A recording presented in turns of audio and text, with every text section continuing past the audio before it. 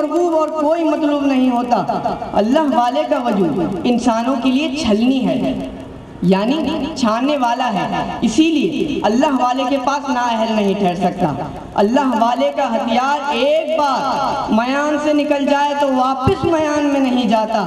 اسی لیے لہذا جب یہ اللہ والا کھڑا ہوتا ہے، اٹھتا ہے، تو طاغوت یعنی اللہ اور اس کے رسول کے نافرمان اس کا مقابلہ کرتے ہیں تو اپنی طاقت کے گھمنڈ میں اس سے ٹکراتے ہیں اور تباہ و برباد ہو جاتے ہیں۔ دوستو، اللہ والے کی شان یہی ہے کہ انہیں اللہ کے سوا کوئی آسرا نہ ہو۔ پہلے اللہ والوں کو روحانیت کا امر ملتا ہے، پھر دنیا کا امر بھی ان کے ہاتھ آتا ہے۔ خلافت فی الارض حاصل کر کے امر بالمعروف و تنہون عن المنکر کے مالک بنتے ہیں۔ جب اب کہتے ہیں بندے کو عبد کی عبادت ختم ہو جاتی ہے، یعنی اس کی انتہا تک پہنچ جاتی ہے، تو اللہ والا مظہر اللہ بنتا ہے، یعنی وہ جو اللہ کو اپنے اندر سے ظاہر کرے وہ مظہر اللہ ہے۔ وہ بامانے جیتا ہے، جو اسے چھیڑے بے طوری سے مرتا ہے، اس کا کھانا بندہ ہوا نہیں ہوتا، وہ کسی طور دنیا سے چمٹا نہیں رہتا، وہ اپنے مریدوں سے بھی دنیا چھڑا کر زمین سے جدا کر کے آسمانوں کی سیر کراتا ہے، جس کی محفل میں ذکر خدا کے علاوہ کوئی ذکر نہیں ہوتا، تبلیغ دین کے علاوہ کوئی فکر نہیں رہتی، اسی لیے اس کی صحبت میں رہنے والے سب متقی، راضی برضا اور خوش و خرم رہتے ہیں۔ اسی لیے مظہر اللہ کو نشانیوں سے پہچانو، کیونکہ قیامت کے مالک کو جو جانتے ہیں، قیامت کے مالک کو جو جانتے ہیں وہی انقلاب پہچانتے ہیں۔ دوستو، اے ایمان والوں، جب تک ایک مسلمان معمور کو نہ پکڑے اسے روحانیت نہیں ملتی، یعنی اس کا ارتقا نہیں ہوتا۔ تو پھر اے دوستو، اے ایمان والوں، امام الوقت سید السادات الحسنی والحسینی صدیق دیندار صاحب کو پہچانو، جن کے ذریعے سردار دو عالم کی قدسی طاقت کا ظہور ہوا، جو 56 جسمانی اور 96 زمینی اور آسمانی نشانات کے ساتھ سرزمین ہند پر اترے، جنہوں نے مقام گدک سے 1924 میں اپنے سفر کا آغاز کیا، جن کے آنے کی بشارات ہندوؤں کی مذہبی کتابوں میں موجود ہیں، جن کا مسلمانوں میں کوئی دعویٰ نہیں، جنہوں نے رسول اللہ کی تعلیمات کو اپنا ضابطۂ حیات بنا کر، اپنا شعار بنا کر، قرآن کو اپنے عمل سے ظاہر کر کے رسول اللہ کی سنت کی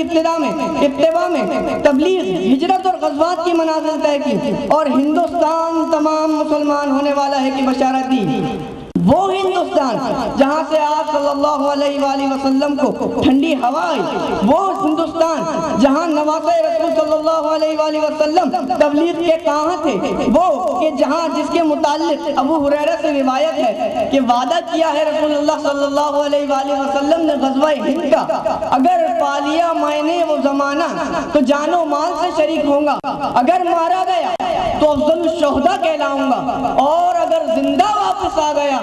تو جہنم سے آزاد ابو ہریرہ کہلاؤں گا۔ تو اے دوستوں، ایسی کون سی جماعت ہے جس نے یہ جو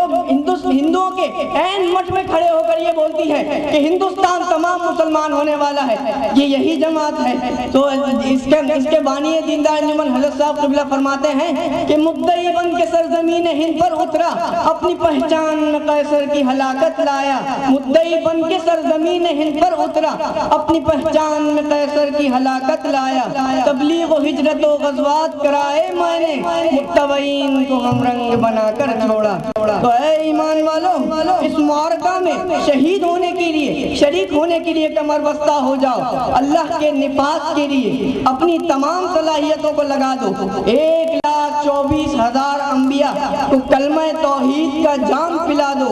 کیونکہ اللہ تعالیٰ فرماتا ہے کہ ان سے اتنا لڑو حتیٰ کہ فتنہ ختم ہو جائے اور وہ کہہ دیں کہ لا الہ الا اللہ محمد رسول اللہ۔ تو اے دوستو،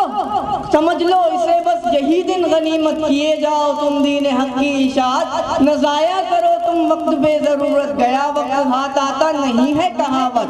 خدا اپنے وعدوں کو پورا کرے گا، کرے کو چورا چورا کرے گا، اور پھر اس کے نتیجے میں کیا ہوگا؟ یہ ہندوستان کل مسلمان ہوگا، یہاں کفر کے بدلے ایمان ہوگا، خدا ہوگا اور اس کا فرمان ہوگا، ہر ایک گوشے گوشے میں قرآن ہوگا، ذرا آنے دو ساتھ امتحان کو، بنائیں گے فردوس ہندوستان کو۔ آخر دعوانا الحمدللہ۔